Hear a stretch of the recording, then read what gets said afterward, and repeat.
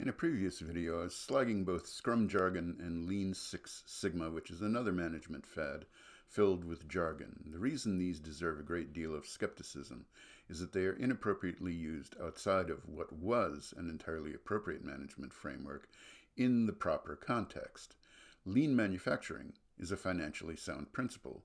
One thing that's hard to optimize using standard business financial controls is the amount of work in progress in the parts you have on hand in your manufacturing process. Not only does that tie up capital, it puts that capital at risk of being stranded if your product design changes or is discontinued or if production is interrupted. Lean manufacturing frees up capital tied up in your manufacturing process by finding, and where possible, reducing work in progress in parts in storage. This is perfectly sensible. But when you take lean manufacturing out of the environment, it stops making sense because there are no parts bins tying up capital outside of the factory, much in the way that having Agile leak out of your software development projects into other parts of the company is nonsensical in many cases and just causes needless backlash against Agile.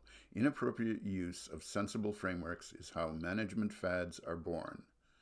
Another indicator of a management fad is the accumulation of jargon and certifications.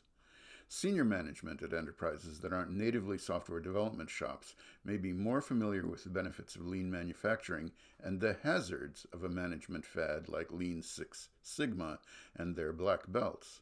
They should use this knowledge to prevent taking other management frameworks out of context. Except for a few of what should be carefully considered cases, the outcome of putting these management frameworks in strange contexts is often deeply regrettable.